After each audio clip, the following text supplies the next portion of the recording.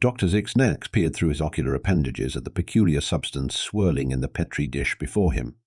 His tentacles quivered with excitement, a reaction that would have been considered unseemly among his species if anyone else had been present to witness it. But here, in the sanctuary of his private lab, aboard the galactic research vessel Curiosity, he allowed himself this small indulgence. Well, he muttered to himself, his voice a curious blend of clicks and whistles. What do we have here? You fascinating little strands of genetic material. The DNA sample in question had been obtained through means best left unmentioned in polite company, from a being known as a human. These creatures hailed from a backwater planet called Earth, classified as a death world due to its frankly ridiculous conditions, high gravity, extreme temperature variations, and an atmosphere laced with corrosive oxygen.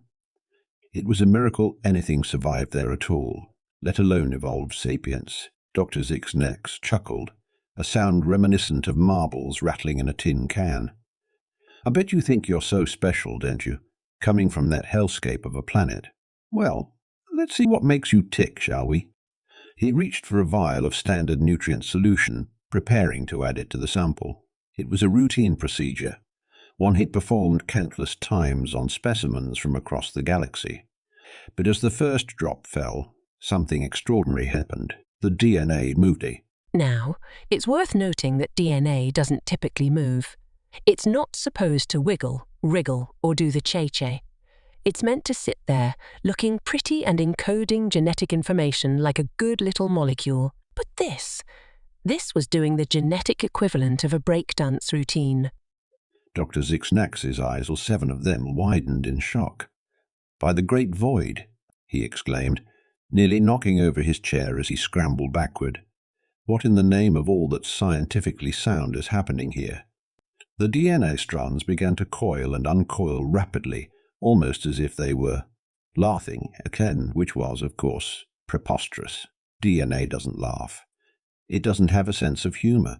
It doesn't even have a Facebook account. But there it was, writhing in the Petri dish like it was having the time of its life at a subatomic dance party. Dr. Zixnex, his initial shock wearing off, leaned in closer. Fascinating, he whispered, his scientific curiosity overriding his common sense. Simply fassy. You. He jerked back, nursing a singed tentacle. The DNA had sparked. That couldn't be right. He must be hallucinating. Perhaps he'd inhaled too many fumes from the Arcturian mold samples earlier. But no, there it was again. A tiny arc of electricity jumped from one strand to another, like the world's tiniest, most improbable lightning storm. This is impossible, Dr. Zixnex muttered, frantically scribbling notes with 3 of his appendages while the other 5 flailed in disbelief. DNA doesn't conduct electricity. It doesn't move. And it certainly doesn't. Oh, come on now, that's just showing off. The DNA had begun to arrange itself into complex patterns, forming what looked suspiciously like a smiley face. Dr. Zixnex squinted at it. Was that a 1? He needed backup. This was too much for one alien scientist to handle. With a trembling tentacle, he reached for the ship's intercom. Attention, all scientific personnel, he announced, his voice cracking like a pubescent Florbian. This is Dr. Zixnex. I need everyone to report to Lab Fu2 immediately. And bring whatever equipment you think might be useful against sentient, possibly malevolent DNA. Oh, and maybe some snacks. I have a feeling we're going to be here a while. The alarms began to blare throughout the ship. Dr. Zixnex turned back to the Petri dish. The DNA had rearranged itself again, this time forming what appeared to be words. "Hello, world," he read aloud, his voice a mixture of awe and abject terror. Oh, this cannot possibly end well. Dr. Klurp burst into Lab 42, his gelatinous form jiggling with each bouncing step. "Zixnex," he bellowed, his voice sounding like a cow attempting to speak through a kazoo. "What's the meaning of this? I was in the middle of a delightful nap cycle." Dr. Zixnex, still hunched over the Petri dish, didn't even bother to look up. "Klurp, my old friend," he said, his voice unnaturally calm for someone who had just witnessed the laws of biology being casually tossed out the airlock. Tell me, in all your years of studying xenobiology, have you ever seen DNA? Klep's eye stalks swiveled towards each other in the Zygonian equivalent of raising an eyebrow. Dance? Sykes Nex. Have you been sampling the Rigelian fungus again? I told you that stuff makes you see great galactic gobia. The gelatinous scientist's exclamation came as he finally caught sight of the Petri dish. The DNA sample was now spinning rapidly, creating a miniature vortex in the nutrient solution. What is that? Clerp stammered, his usual bravado evaporating faster than water on a Mercurian beach. That, my dear Clerp, Sykes Nex replied, a hint of manic glee creeping into his voice, is human DNA. Fascinating, isn't it? It seems to have developed a mind of its own, or perhaps it always had one, and we're only now realizing it. Either way, I believe we may need to revise our definition of life after this. Clerp inched closer, his curiosity overcoming his initial shock. But how is this possible? DNA is just a molecule. It can't Be able to spell out, take me to your leader in nucleotide sequences. Six Nax finished for him, gesturing to the Petri dish where, indeed, the DNA had arranged itself into those very words. Yes, well, it seems our little human sample didn't get that memo. Just then, the lab doors hooshed open again, admitting a flood of scientists from various species. There was Dr. Exolophone Yays. That was her real name, much to the amusement of her human colleagues, an avian creature whose feathers were currently puffed out in agitation. Dr. Blorp, a sentient fungus who communicated through spore emissions and interpretive dance, oozed in behind her.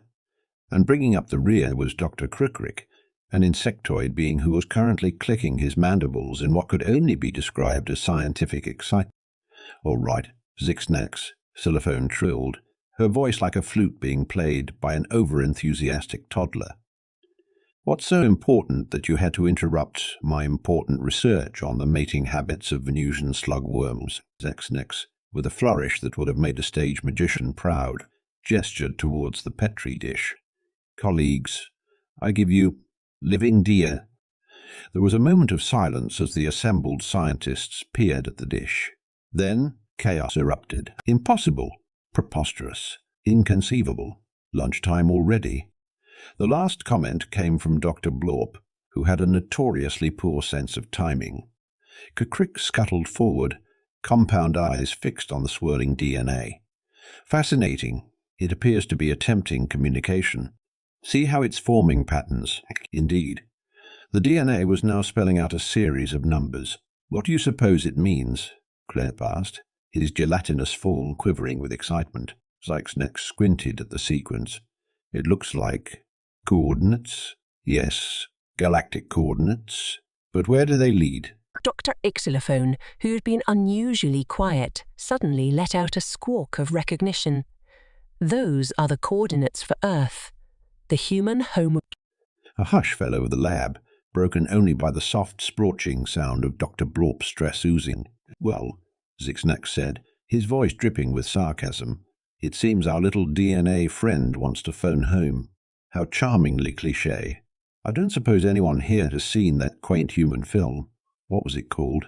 Yeah. Blank stares met his attempt at humour. Never mind, he sighed. The question is, what do we do now? We can't very well ignore this. It's the scientific discovery of the millennium.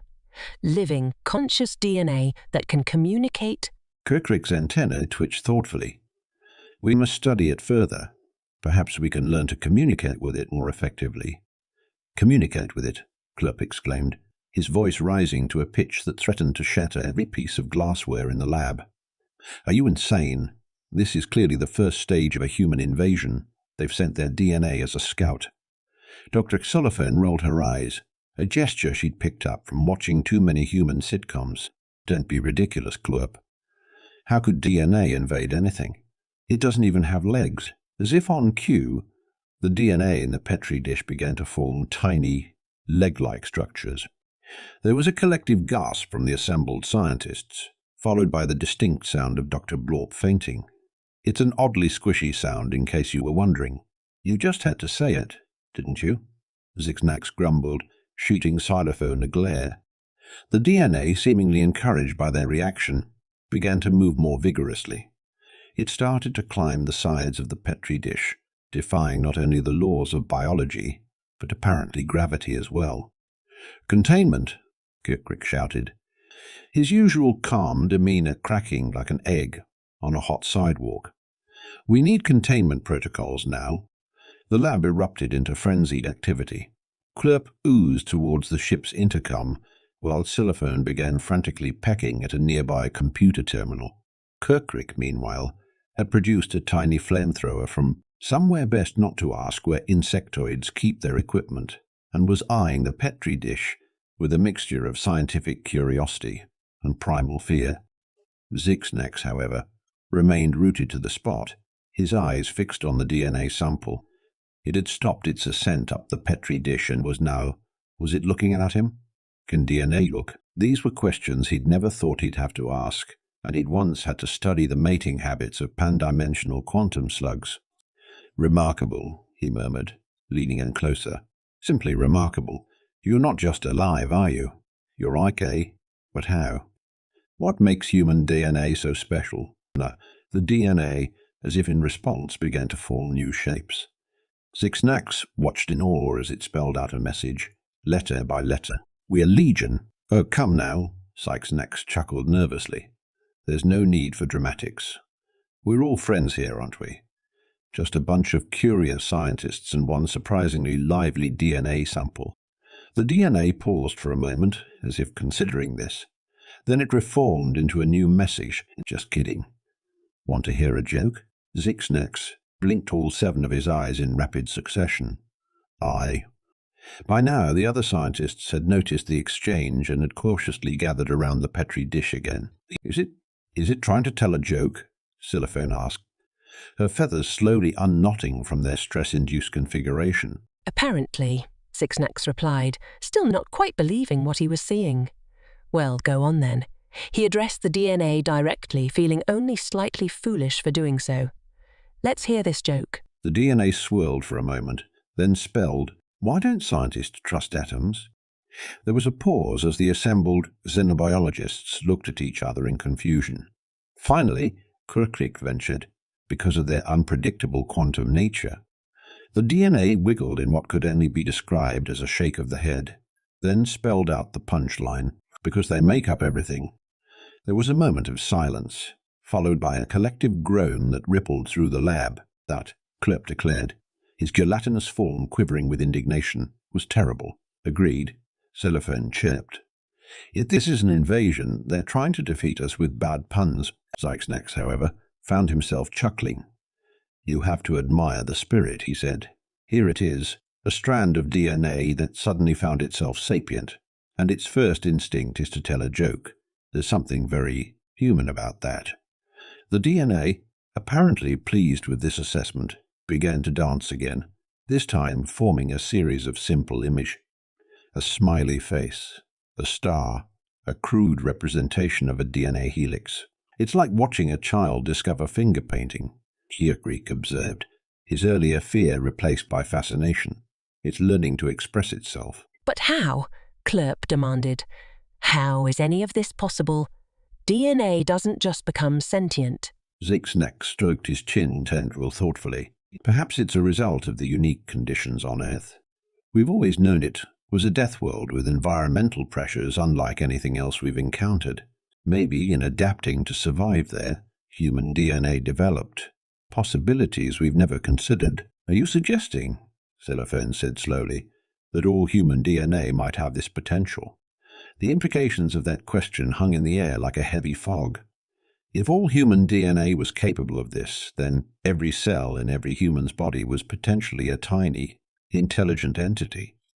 The entire human race could be walking colonies of microscopic civilizations. "We need to study this further," Kirkrick declared, his scientific excitement overriding any lingering caution. "Think of the possibilities. We could revolutionize our understanding of biology of life itself, not to mention the potential medical applications," Clerp added, warming to the idea. "Imagine being able to communicate with cells, to direct them to heal injuries or fight diseases." As the scientists excitedly discussed the ramifications of their discovery, the DNA in the Petri dish continued its dance, spelling out fragments of human knowledge. Mathematical equations, snippets of poetry, even what appeared to be a recipe for something called chocolate chip cookies. Zixnex watched it all with a mixture of awe and amusement. "You know," he said to no one in particular, "I have a feeling our little discovery here is going to turn the galactic scientific community upside down." The DNA, as if in agreement, formed a simple thumbs-up symbol. "Well then," Zixnex continued, addressing the DNA directly, "I suppose we should make introductions proper. I am Dr. Zixnex, and on behalf of the galactic scientific community, I'd like to formally welcome you to Sapiens. Do you have DNA?" swirled for a moment, considering, then spelled out, "Call me Helix." "Helix?" Zixnex repeated, nodding approvingly. "A pleasure to meet you, Helix. I have a feeling this is the beginning of a beautiful friendship, and a very, very long series of ethics committee meetings." As if to punctuate this statement, the ship's intercom crackled to life. "Attention all personnel. This is Captain Zarzak. We've just received a transmission from Galactic Central. Apparently, they've detected some sort of anomalous life readings from our ship. Would anyone care to explain why I'm getting calls from panicked bureaucrats about a potential human bioweapon on board? Anyone? Bueller?" The scientists exchanged glances that ranged from guilty to excited to mildly nauseous in Dr. Blob's case, though that might have just been his natural state. Zixnex cleared his throat, or at least the Zargonian equivalent of a throat. "Well, colleagues, it seems the proverbial cat is out of the equally proverbial bag. Shall we go explain to our dear captain why we have a sentient DNA sample named Helix doing the Macarena in a Petri dish?" "Oh yes," Xylophone trilled sarcastically. "I'm sure that will go over splendidly. Sorry, Captain. We were just casually redefining the nature of life itself. No big deal. Would you like to hear a bad joke about atoms?" Kukrike's mandibles clicked in what might have been a chuckle. "Well, when you put it that way, it does sound rather absurd." "Absurd," Clerp exclaimed, his gelatinous form rippling with indignation. "This goes beyond absurd. This is "Revolutionary," Zixnex finished for him, his eyes gleaming with excitement. "This is the kind of discovery that changes everything, and we, my friends, are right at the center of it." As if to emphasize his point, Helix chose that moment to spell out another message. "So, when do I get my Nobel Prize?" The lab erupted in a mixture of laughter, groans, and in Dr. Blob's case, confused spore emissions. "I think," Zixnex said, trying and failing to suppress a grin, "that we might be getting a bit ahead of ourselves. First, we need to convince the captain and Galactic Central that we haven't accidentally created a doomsday weapon." "And how exactly do you propose we do that?" Xylophone asked, her feathers ruffling skeptically. Zixnex pondered for a moment, his tentacles writhing in thought. Then, slowly, a mischievous grin spread across his face. "Well, my dear colleagues, I believe it's time we introduced the galaxy to the concept of show and tell." Captain Zarzak was not having a good day. It had started normally enough. He'd enjoyed his morning cup of hypercaffeinated Javian Java, checked the ship's systems, and even managed to beat his personal best in the virtual reality Zerblatt tournament. But then the call had come in from Galactic Central, and everything had gone, as the humans so colourfully put it, to shit. Now, he found himself standing in Lab 42, surrounded by his top scientists, all of whom were wearing expressions that ranged from excited to guilty to. Was Dr. Blob melting? No, wait, that was normal for him. "All right," Zarzak growled, his voice reminiscent of gravel in a blender. "Would someone please explain to me why I've got the Galactic Council breathing down my tentacles about some sort of human bioweapon?" Dr. Zixnex stepped forward, clearing his throat analog. "Well, Captain, it's a rather fascinating story, really. You see, we were conducting routine analysis on a human DNA sample when we made a rather unexpected Zarzak's eyes narrowed. "Define unexpected, Doctor." "Because in my experience, unexpected on this ship usually means a catastrophic, reality-bending, or tentacle-growing." "Ah, well," Zixnex hedged. It's more in the realm of paradigm shiftings and scientifically revolutionary. Really? Out with it, Zexnex. Zarzak bellowed, his patience wearing thinner than a Venusian silk neckline. DNA came alive. Dr. Klupp blurted out, his gelatinous form quivering with a mixture of excitement and terror. Zarzak blinked slowly, his expression unchanging. I'm sorry, I must have something in my auditory reception organs. For a moment there, I thought you said the DNA came alive. That is, in fact, what he said, Captain. Dr. Eisleyro chimed in, her feathers ruffling nervously. And it's not just alive, it's sentient. And it has a rather unfortunate penchant for bad jokes. The captain's eye stalk swiveled, taking in each of his scientists in turn. Is this some sort of elaborate prank? Because if it is, I must say, your timing is atrocious. I assure you, Captain, this is no joke, Zixnax said solemnly. Then, with a flourish that would have made a stage magician proud, he gestured to the Petri dish on the nearby lab bench. Allow me to introduce you to Helix. Zarzak leaned in, his multiple eyes focusing on the dish. At first, he saw nothing but a swirling mass of what looked like ordinary DNA. But then, before his disbelieving eyes, the strands began to move with purpose, arranging them. Hello, Captain. Nice tentacles. Zarzak jerked back so quickly he nearly toppled over. By the great galactic void, he exclaimed, his professional demeanor cracking like an egg on a hot sidewalk. It really is alive. Not just alive, Captain, Crick chittered excitedly. Sentient, self-aware, and apparently quite the comedian. As if to prove the point, the DNA rearranged itself again. Why don't scientists trust atoms? They make up everything. There was a moment of silence, broken only by the sound of Dr. Blorp's suppressed giggles. It should be noted, sound disturbingly like a slowly deflating balloon. Well, Zarzak said finally, his voice a mixture of awe and resignation. I can see why Galactic Central is in a tizzy. This is... Precisely, Captain, Zixnex agreed eagerly. We're on the cusp of a breakthrough that could revolutionize our understanding of life itself. Think of the implications. If human DNA can achieve sentience under the right conditions, what else might be possible? Zarzak held up a tentacle, stemming the tide of the scientist's enthusiasm. That's all well and good, Doctor, but it doesn't change the fact that right now, the Galactic Council thinks we're harboring some sort of human bioweapon. How do you propose we explain? This? He gestured vaguely at the Petri dish, where Helix was now attempting to recreate the Mona Lisa nucleotides. Zixnex's eyes gleamed with a manic light that Zarzak had learned to be wary of. Well, Captain, I have an idea about that.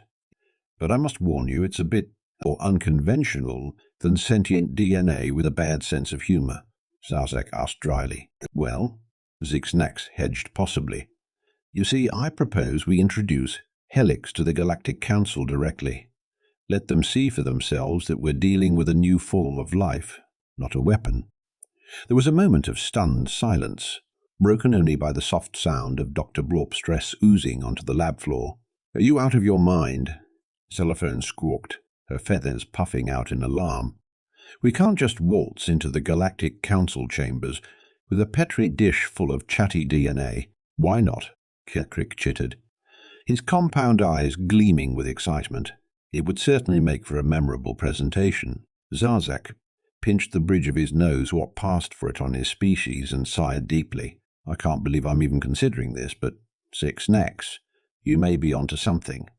If we can demonstrate that this Helix is a sentient being and not a weapon, it might just get us out of this mess. Excellent, Zixnax exclaimed, his tentacles wriggling with excitement. I'll begin preparing a presentation immediately. Klupp, start working on a portable containment unit for Helix. Xylophone, I'll need you to compile all our research data. See if you can come up with some visual aids that won't give the council members nightmares. And someone please moop up Dr. Blorp. He's starting to stain the floor. As the scientists scurried off to their tasks, Zarzak turned back to the Petri dish. Helix had spelled out a new message. Do you think the council will like my knock-knock jokes? Zarzak felt a headache coming on. Zixnax, he called out. Make sure the containment unit has a mute button, will you? The Galactic Council chamber was a sight to behold. Soaring ceilings stretched up into darkness, while holographic displays flickered and danced in the air, showing everything from real-time galactic news to the latest stock prices for dilithium crystals. Representatives from 1,000 worlds milled about, their forms ranging from the mundane to the mind-bendingly bizarre. And into this august assembly strode Captain Zarzak, followed by his team of scientists, each wearing an expression that could best be described as barely contained panic mixed with manic glee. Zix-Nax brought up the rear, carefully carrying a small glowing containment unit. As they approached the central podium, a hush fell over the chamber.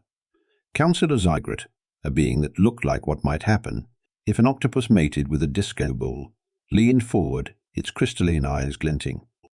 "Captain Zarzak," it intoned, its voice resonating through the chamber like a gong underwater. "You stand accused of harboring a potential bioweapon of human origin. How do you plead?" Zarzak cleared his throat, silently cursing the day he'd ever agreed to captain a research vessel. "Councillors, esteemed representatives, I assure you that the entity aboard our ship is no weapon. In fact, it represents a scientific breakthrough of galactic proportions." A murmur rippled through the assembly. Councillor Bleep Bloop, a sentient eye housed in what looked suspiciously like a souped-up toaster, spoke up. "Explain yourself, Captain. Our sensors detected an anomalous life form originating from human DNA. Given humanity's status as a Deathworld species, you can understand our concern." "Of course, Councillor," Zarzak nodded. "And that's why we've brought the individual in question here today. Dr. Zix-Nax, if you would." Zix-Nax stepped forward, placing the containment unit on the podium. With a flourish, he activated it, projecting a holographic image of the petri dish above the assembly. "Esteemed councillors," Zix-Nax began, his voice quivering with barely contained excitement, "allow me to introduce you to Helix, the galaxy's first known example of sentient DNA." The chamber erupted in a cacophony of shocked exclamations, disbelieving snorts, and in the case of the Gloopian representative, startled ink squirting. "Preposterous! Impossible! Is this some kind of joke? Speaking of jokes, have you heard the one about the photon that walked into a bar?" The last comment came from the holographic display, where Helix had spelled out the words for all to see. There was a moment of stunned silence, broken only by a poorly suppressed giggle from Dr. Blorp. Councillor Zygrate's crystalline eyes narrowed. "Are you telling us, Dr. Zix-Nax, that this DNA is not only alive but capable of communication?" "Indeed, Councillor," Zix-Nax replied, practically bouncing with excitement. "Helix here has demonstrated not only sentience but a rather unique personality." Observing his prompting, Helix began to move, spelling out a series of messages. "Greetings, Galactic Council. I come in peace, mostly because I don't have any arms." "I may be just DNA, but I've got a great sense of humor. It's in my genes. Why don't scientists trust atoms? They make up everything." The chamber was silent for a long moment, then erupted into chaos. Representatives shouted questions, demands for explanations, and in the case of the Zorblaxian delegate, a marriage proposal their species had always been oddly attracted to spiral shape. Councillor Bleep Bloop's circuits practically sparked with curiosity. Fascinating. But how is this possible? DNA is simply a molecule, a carrier of genetic information. It shouldn't be capable of independent thought or action. Dr. Xylophone stepped forward, her feathers ruffling importantly. "That's what we thought too, Councillor. But it seems that human DNA, when exposed to certain conditions, can exhibit properties we never imagined possible. We believe it's a result of the extreme environmental pressures on Earth, the human homeworld." "Are you suggesting," Councillor Zygrate asked, its crystalline form shimmering with alarm, "that all human DNA has this potential?" "We're not sure," Zix-Nax admitted. "Helix here seems to be a unique case, possibly triggered by our examination methods, but the implications are staggering.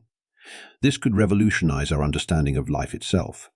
As the council members debated amongst themselves, Helix continued its display, spelling out increasingly elaborate jokes, and even attempting to recreate famous works of art through careful arrangement of its strands. Finally, Councillor Zigrot raised a tentacle for silence.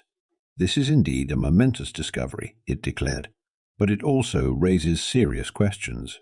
If human DNA is capable of this, what other surprises might the species hold? Are they even aware of this potential themselves?" Captain Zarzak stepped forward. "Councillors, I propose that we establish a joint research initiative. We'll work with human scientists to study this phenomenon under the supervision of the Galactic Council. This way, we can ensure that any potential issues are addressed safely and ethically." The council chamber buzzed with discussion. Finally, Councillor Bleatbloop spoke up. "A reasonable proposal, Captain. All in favour?" A chorus of agreements rang out, punctuated by the Zorblaxian delegate's disappointed sigh. They had really hoped that marriage proposal would pan out. "Very well," Councillor Zygrot declared. "Let it be recorded that the Galactic Council hereby establishes the Human DNA Research Initiative. Captain Zarzak, your team will lead this project." And as for Helix, all eyes turned to the holographic display, where Helix had spelled out, "Do I get galactic citizenship now? I've always wanted to visit the rings of Saturn." Zigrot's crystalline form shimmered in what might have been amusement. "We'll take that under advisement. This council is adjourned." As the chamber began to clear, the science team gathered around the containment unit, their faces a mixture of relief and excitement. "Well," Zixnax said, his tentacles wriggling with barely contained glee, "I'd say that went rather well, wouldn't you?" Xylophone ruffled her feathers indignantly. "Well, we nearly caused a galactic incident, redefined the nature of life itself, and our DNA sample tried to flirt with a crystalline being. I'd say this goes a bit beyond, well." "Oh, lighten up, XE," Club burbled, his gelatinous form jiggling with mirth. "Think of the research opportunities. The papers will write. The headaches?" Captain Zarzak interjected dryly. "Don't forget the enormous throbbing headaches this is going to cause." Kirkrik's antennae twitched thoughtfully. "You know, there's one thing we haven't considered yet." "What's that?" Zixnax asked. "How are we going to explain this to the humans?" There was a moment of silence as the implications of that question sank in. Then, slowly, all eyes turned to the containment unit, where Helix had spelled out one last message. "I've got a bad feeling about this." Dr. Ellery Shen was having a typical day at the International Space Station's research lab when the call came in. She'd just finished her third cup of space coffee now with 20 more cosmic radiation, and was about to start another thrilling round of let's see what happens to this protein in microgravity, when her comm unit lit up like a Christmas tree on steroids. Dr. Chen, the voice of mission control, crackled through the speaker, sounding unusually tense. "We've just received a unique transmission. It's from the Galactic Council." Ilera nearly choked on her coffee. The Galactic Council. Earth had only been part of the galactic community for a few years, and interactions were still limited to occasional trade agreements and cultural exchanges. A direct transmission from the Council was about as common as a politician telling the whole truth. "Patch it through," she said, trying to keep her voice steady despite the excitement bubbling up inside her like a shaken soda can. The screen flickered to life, revealing a being that looked like the love child of a disco ball and an octopus. Ilara recognized it as Councillor Zygrot, one of the senior members of the Galactic Council. "Greetings, Dr. Chen," Zygrot's voice resonated, sounding like a whale gargling marbles. "We have a matter of utmost importance to discuss with you. It concerns human DNA." Ilara blinked. Of all the things she'd expected the Galactic Council to want to discuss, human DNA was pretty low on the list. Somewhere between Earth's best recipe for chocolate chip cookies and the cultural significance of the Macarena. "Our DNA?" she asked, curiosity piqued. "Has there been some sort of breakthrough?" Zigrot's crystalline form shimmered in what might have been the alien equivalent of nervous fidgeting. "You could say that. We've discovered some rather unique properties in a sample of human DNA, properties that have raised some concerns among the council members." Ilara's scientist brain kicked into high gear. Unique properties. Concerns. This was starting to sound less like a casual chat and more like the opening of a sci-fi horror movie. "What kind of properties are we talking about here, Councillor?" she asked, trying to keep her tone professional despite the growing urge to shout. "What did you do to our DNA?" Zygrot seemed to hesitate for a moment, its crystalline facets reflecting the starlight in a dazzling display. Then, with a sound that could only be described as a resigned sigh, if sighs sounded like a jazz band falling down a flight of stairs, it spoke. "Dr. Chen, how familiar are you with the concept of sentient DNA?" Ilara stared at the screen, her mind racing faster than a cheetah on espresso. Sentient DNA? That was impossible, wasn't it?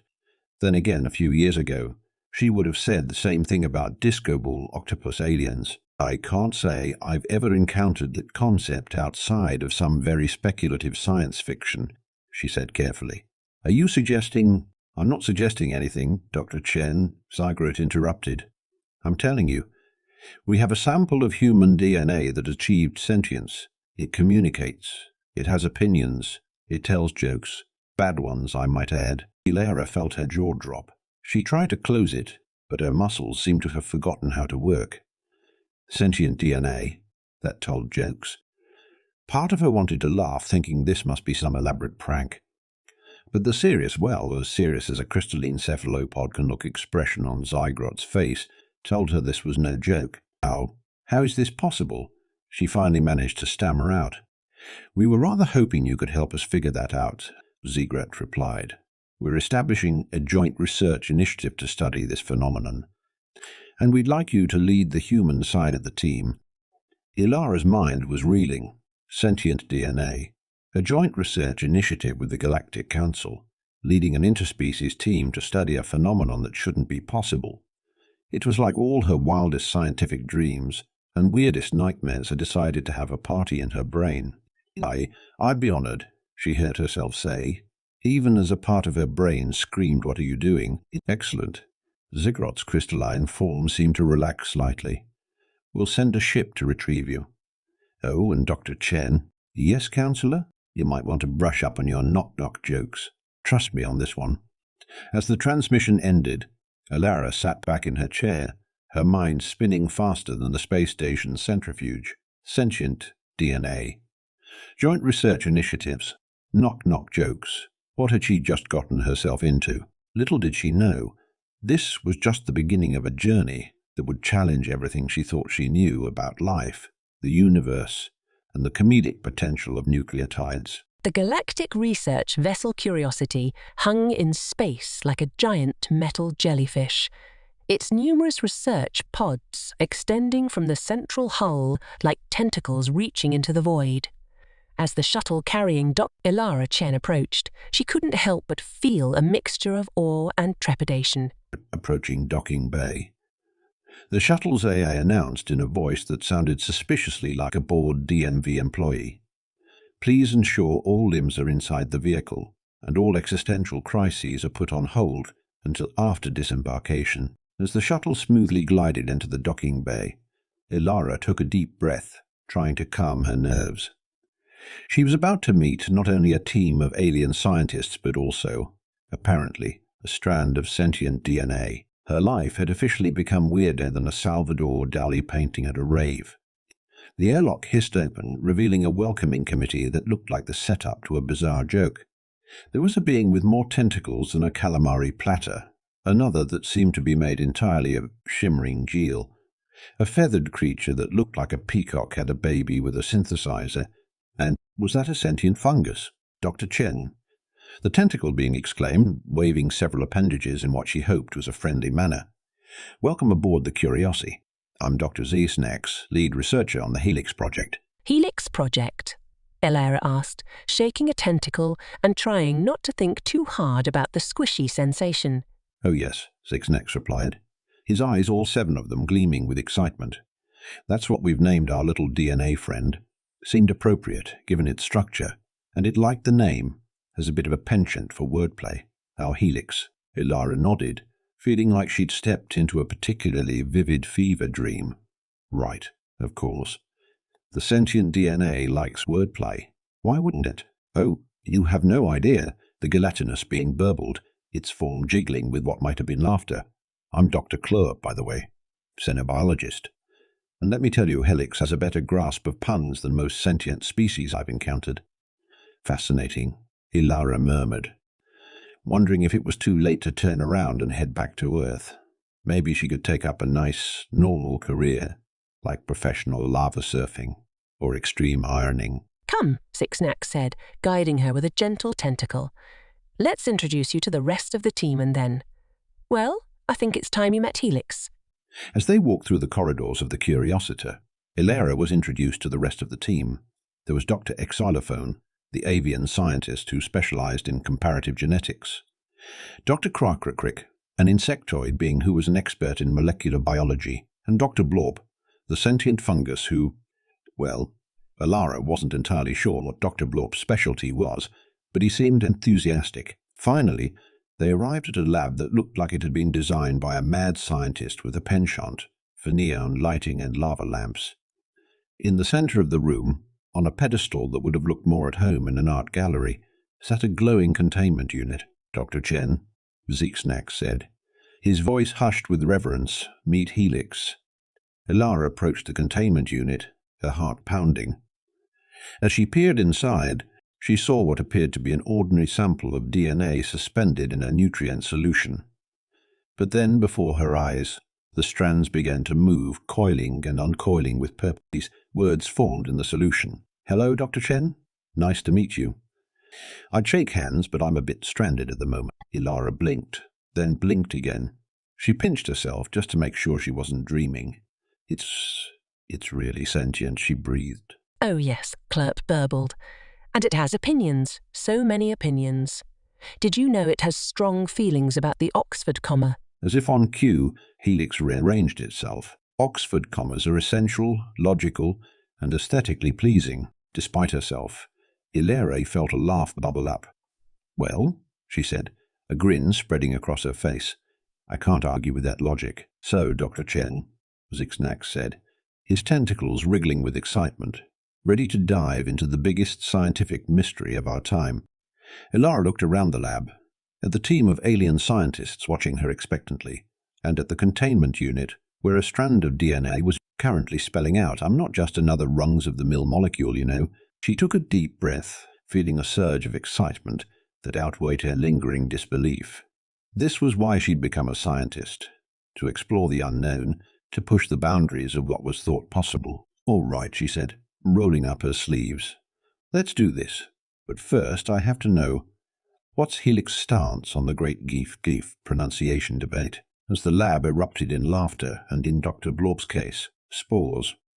Ilara knew that her life would never be the same.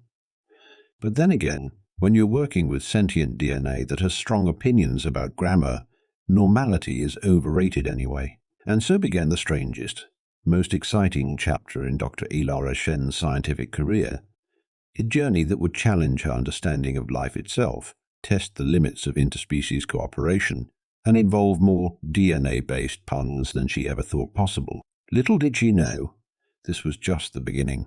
The universe, it seemed, had a sense of humor after all, and it was about to tell the biggest joke of all, one that would shake the foundations of galactic society and redefine what it means to be alive.